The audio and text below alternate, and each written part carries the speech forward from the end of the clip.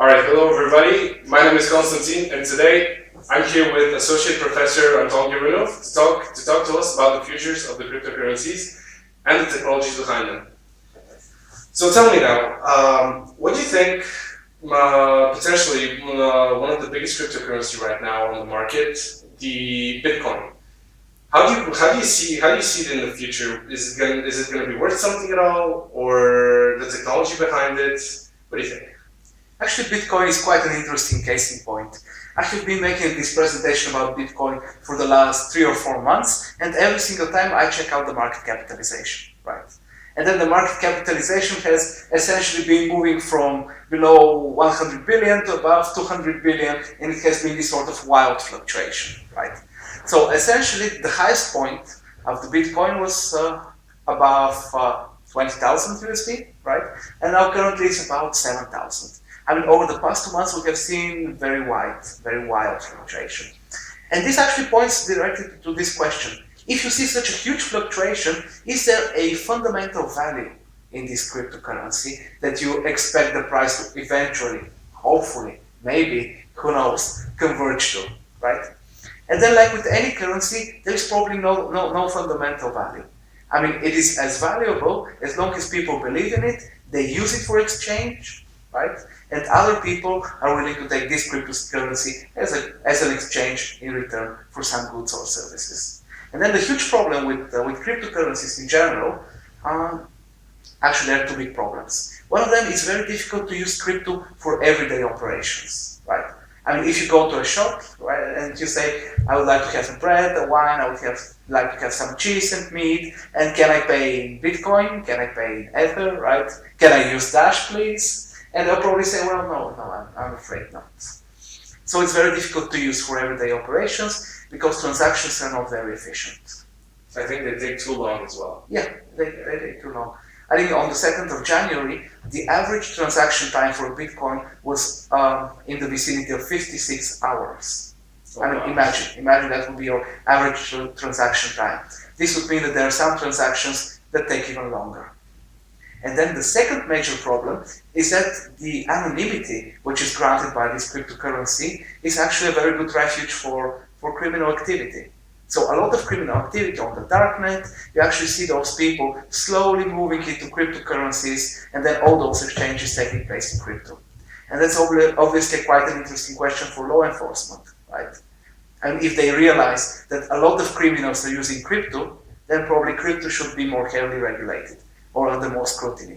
So those two issues currently with the cryptocurrencies, A, technology is not very efficient as of now, and B, it is not used for entirely legitimate purposes, I think cast quite a shade on the future. I see. Could you tell us a bit more about the blockchain itself? About the technology behind the Bitcoin? Yeah, so essentially, the technology which is behind all cryptocurrencies is the so-called blockchain technology. In a very short and very simplistic terms, for which I apologize, the blockchain is a distributed, secure database of transactions. So it's essentially a chain in which every block, so to speak, stores the information of a given transaction, and it stores a verifiable proof of the whole state of the chain of every block just behind it.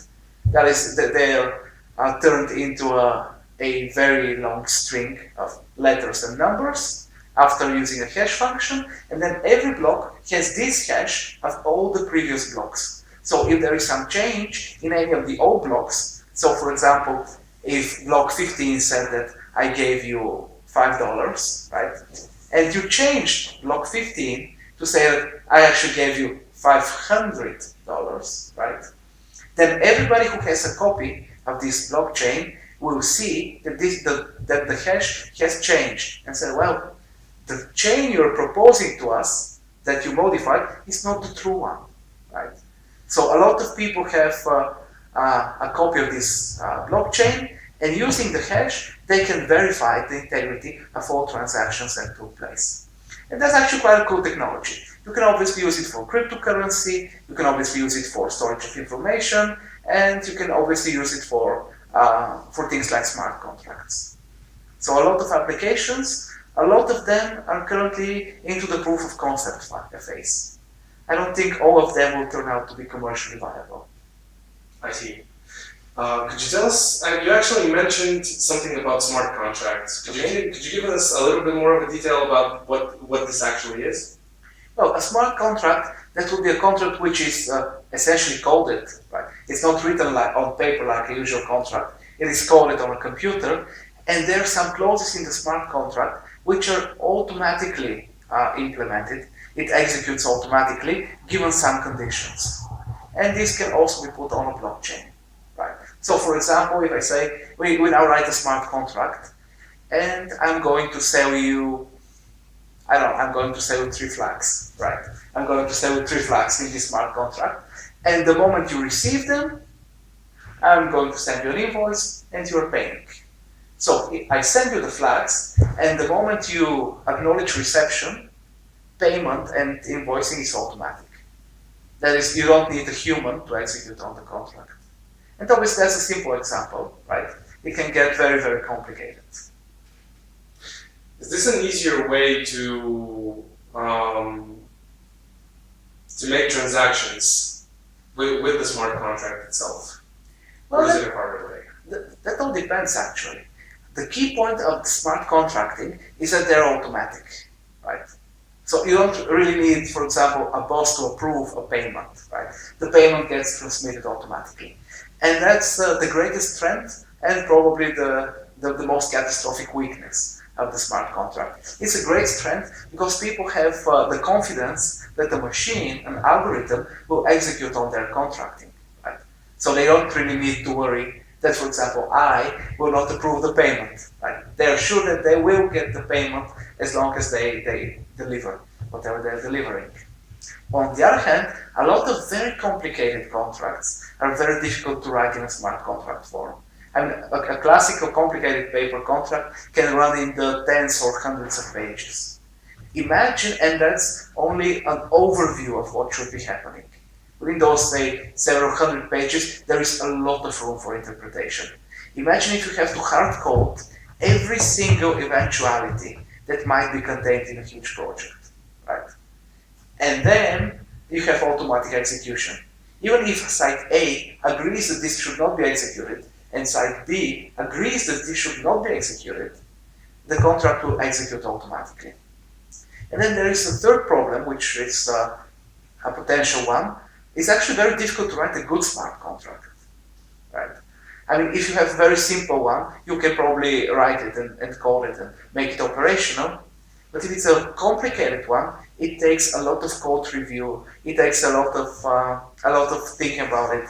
It has a huge component of legal analysis, business analysis, software analysis, code review, and only after that you have a sort of a smart contract. And the point is, you really have to get into the code to make sure that this contract will do exactly as you wish. I see. So the next question is going to be an interesting one. Is it? Yeah. Okay, cool. Actually, banks recently started using Ripple. Do you think that they will continue using this cryptocurrency in the future, or will they find another way to make internal transactions? That's actually quite a cool question. Just to give you a perspective about payment in general, right? For example, a blockchain payment is about 30 times less efficient than a current transactional payment that we're seeing, right? So currently this technology is not very efficient. Obviously banks don't want to be left behind, so they're doing a lot of proof of concepts and so on and so forth. But currently the dominant system, that's the SWIFT system, right? In a month, all blockchain-based transactions in banking are doing the volume of transactions which SWIFT, currently the dominating system, does in 30 seconds, right? So what we observe is actually a very small scale phenomenon. It's really a proof of concept, and I think that they will see that in terms of transaction time, in terms of energy efficiency, and even in terms of security, there might be a lot of questions. So my hunch is that the technology will have to develop quite a bit more before it becomes commercially available for transactions. I mean, just to get an idea, Um, for example, the Bitcoin, if you decide to transact not on Ripple but on Bitcoin, which is currently the market leader, right? Your Visa transaction system can process up to 30,000 transactions per second, right? Bitcoin is 7, right? So that's a huge difference. And my hunch is that the technology is not sufficiently advanced to become commercially viable right now. I see. Another question. Why Is it going to be a good question? I hope so. Okay, cool. Based on it's crypto based actually. Okay. It's more about the Ethereum and the Litecoin. Okay. People are starting to believe that cryptocurrency are going to continue growing. Mm-hmm. Do you think that as well? Cryptocurrencies will probably become a mainstream asset over the next 5 to 10 years. Right? What we see, I mean, if you just go and check out all the cryptocurrencies there are more than 1,500 different cryptocurrencies. And this gives you the idea, and they have been growing, now they're falling. And this gives you the idea that there must be quite a huge market explosion. But if you look at the trading volumes, right, what you will see is that only in late December and in 2017 and in January 2018, there was some meaningful trade in those currencies. So even though we see a lot of currencies, people are not really trading in them. Obviously, the overall market has been growing up until January. Then it has been there has been quite a big crash, right? Yeah. For example, Bitcoin lost, I don't know, more than 2/3 of value. Potentially, yeah. Yeah. Almost 50%, 50 to 60%. Yeah, the highest point was 21,000. Today it stands at 7,000. So that will be about 2/3 of value. And this has been a huge loss, right? And it's not only Bitcoin. All cryptocurrencies, they move almost in perfect synchronization, right? Mathematically speaking, their correlation is almost 1. That is, the amount that Bitcoin loses is pretty much the same amount all other currencies lose. Well, not perfectly, right? But very closely, right? So what we observe is that a lot of cryptocurrencies are currently being proposed. Probably about 95% of those will not be commercially viable, right? They will die. They will lose value because they don't really have fundamentals. And then among the 5%, we'll see leaders, cryptocurrencies that will become mainstream, they'll probably get regulated, they'll become an asset, and investors will start trading in them. And if they have some sort of fundamental, just a fundamental which can be used, right, apart from their function as a currency, for example, they can be very good for a smart contract, or they can be awesome for Internet of Things. If they have this sort of fundamental value, they'll probably become a viable investment alternative. I see. And finally, last question. Make it count. All right. People say that the blockchain system itself has more potential to augment and upgrade itself rather than Swift. Do you think that it's going to replace Swift one day? Well, good question, actually. Swift will probably be replaced by something, right? I mean, you can't really imagine a payment system or technology or protocol, right, which will be there forever. Right? So it will probably be replaced by something. Is it going to be replaced by the blockchain technology like we see it today? Probably not, right? It's not. It's just not as fast. It's not as fast. It's not as cheap. What it might be replaced by, though, is a combination between a more advanced blockchain technology, for example, storing payment transactions, because blockchain is really good for storing transactions and for proving the integrity of transactions, something which is key. I mean, it's really key for any payment operation. So this in combination with another technology. So that would be my hunch. I mean, we're going to see blockchain for storage, for verification, for proving integrity, and maybe we'll see another technology for the transaction per se. Or this other technology might be a very advanced version of the blockchain, but definitely not what we have today. All right. Just a hunch, right? Yeah. Okay. Thank you very much. Okay, thank you so much.